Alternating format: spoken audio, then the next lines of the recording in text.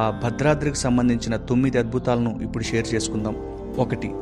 భద్రాద్రిలో సీతారాముల కళ్యాణానికి వాడే కోటి తలంబ్రాలను చేత్తో తయారు చేస్తారు. అంటే తలంబ్రాలకు అవసరమైన బియ్యం కోసం మిషన్లతోనో దంచటమో కాకుండా ఓపికగా ఒక్కో గింజను ఒలిచి బియ్యం తీస్తారు. వాటిని తలంబ్రాలుగా చేస్తారు. ఆశ్చర్యంగా ఉంది కదా.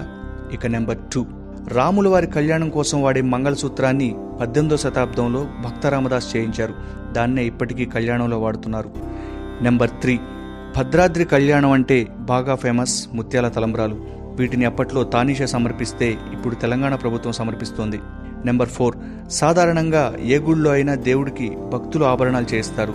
కానీ భద్రాద్రి గుడిలో రాముడికి అలంకరించే నగల ఖర్చును స్వయంగా రాముడే చెల్లించుకున్నాడు.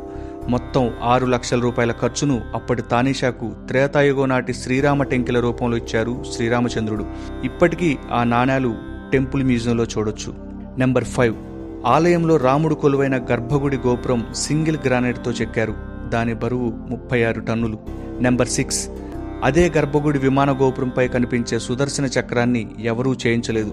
గోదావరిలో పుణ్యస్నానం చేస్తుండగా కొట్టుకొచ్చి రామదాసు చేతిలోకి వచ్చింది. దాన్నే అక్కడ ప్రతిష్ఠించారు.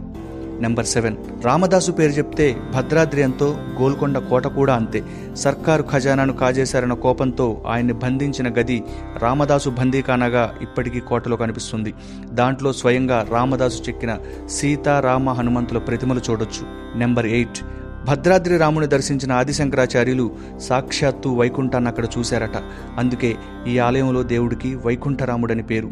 Last but not least, number 9, రాముడు భద్రుడి కోరిక మేరకు భద్రగిరిపై వెలిశాడు. అందుకే గర్భగుడి పక్కనే భద్రుడి ఆకారం కూడా కొండలా కనిపిస్తుంది. దానికి చెవి ఆనించి వింటే శ్రీరామనామం వినిపిస్తుందని కొందరు చెబుతుంటారు. ఈ రామ రహస్యాలు 10 మందికి షేర్ చేస్తారని ఆశిస్తూ please subscribe life TV Telugu.